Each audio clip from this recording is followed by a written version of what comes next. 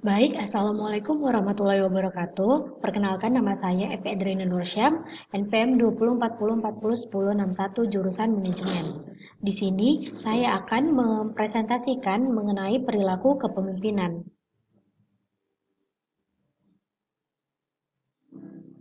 Sebelum membahas mengenai perilaku kepemimpinan, ada baiknya kita mengetahui pengertian dari kepemimpinan. Menurut Fahmi 2016, kepemimpinan merupakan suatu ilmu yang mengkaji secara komprehensif tentang bagaimana mengarahkan, mempengaruhi, dan mengawasi orang lain untuk mengerjakan tugas sesuai dengan perintah yang direncanakan. Sedangkan menurut Effendi 2014, kepemimpinan adalah suatu aktivitas memengaruhi dengan kemampuan untuk meyakinkan orang lain guna mengarahkan dalam proses mencapai tujuan organisasi yang telah ditetapkan sebelumnya.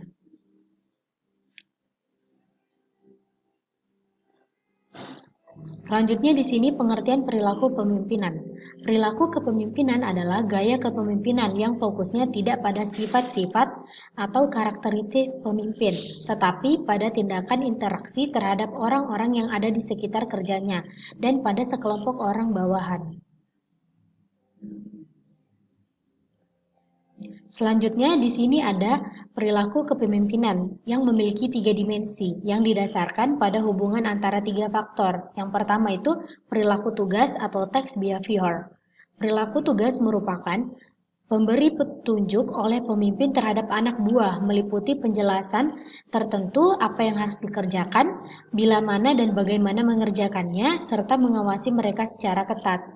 Yang kedua, perilaku hubungan atau relationship behavior. Perilaku hubungan merupakan ajakan yang disampaikan oleh pemimpin melalui komunikasi dua arah yang meliputi mendengarkan dan melibatkan anak buah dalam pemecahan masalah. Yang ketiga, kematangan atau maturity.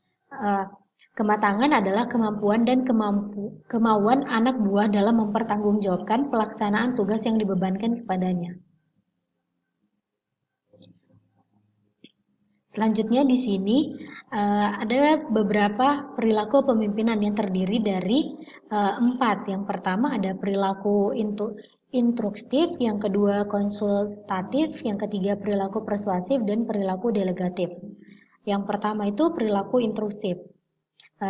Memiliki ciri pokok yaitu terbangunnya komunikasi satu arah, pimpinan membatasi peranan bawahan, pemecahan masalah dan pengambilan keputusan menjadi tanggung jawab pemimpin. Pelaksanaan pekerjaan diawasi secara ketat. Yang kedua, perilaku konsultatif. Pemimpin masih memberikan instruksi yang cukup besar, serta menentukan keputusan telah diharapkan komunikasi dua arah dan memberikan suportif terhadap bawahan. Pemimpin mau mendengar keluhan dan perasaan bawahan dalam pengambilan keputusan. Bantuan terhadap bawahan ditingkatkan, tetapi pelaksanaan keputusan tetap pada pemimpin. Yang ketiga, perilaku persuasif. Ciri pokoknya itu kontrol atas pemecahan masalah dan pengambilan keputusan antara pemimpin dan bawahan seimbang. Pemimpin dan bawahan sama-sama terlibat dalam pemecahan masalah dan pengambilan keputusan. Komunikasi dua arah semakin meningkat, pemimpin semakin mendengarkan secara intensif terhadap bawahannya, keikutsertaan bawahan dalam pemecahan dan pengambilan keputusan semakin bertambah. Yang terakhir itu perilaku delegatif. Ciri pokoknya itu pemimpin mendiskusikan masalah yang dihadapi dengan bawahan dan selanjutnya mendelegasikan pengambilan keputusan seluruhnya kepada bawahan. Bawahan diberikan hak untuk menentukan langkah-langkah bagaimana keputusan dilaksanakan dan bawahan diberikan wewenang untuk menyelesaikan tugas-tugas sesuai dengan keputusannya sendiri. Di sini ada 3 tipe pokok kepemimpinan yang terdiri dari kepemimpinan otoriter, yang kedua kepemimpinan kendali bebas, dan yang ketiga kepemimpinan demokratis. Kepemimpinan otoriter tipe ini menetapkan kekuasaan di tangan satu orang. Pemimpin bertindak sebagai penguasa tunggal. Kedudukan dan tugas anak buah semata-mata hanya sebagai pelaksanaan keputusan, perintah bahkan kehendak dari pemimpin. Kepemimpinan kendali bebas. Nah, tipe ini merupakan kebalikan dari tipe kepemimpinan otoriter. Kepemimpinan berkedudukan sebagai simbol. Kepemimpinan dijadikan dengan memberikan kebebasan penuh pada orang yang dipimpin dalam mengambil keputusan atau melakukan kegiatan. Pemimpin hanya memfungsikan dirinya sebagai penasihat.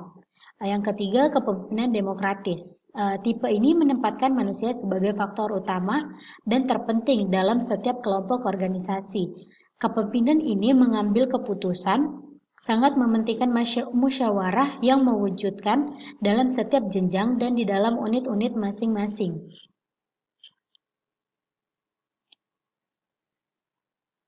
Selanjutnya di sini ada 12 faktor yang perlu diperhatikan untuk menilai perilaku kepemimpinan menurut Stoddard yang dikutip dalam Muwahhid Sulhan.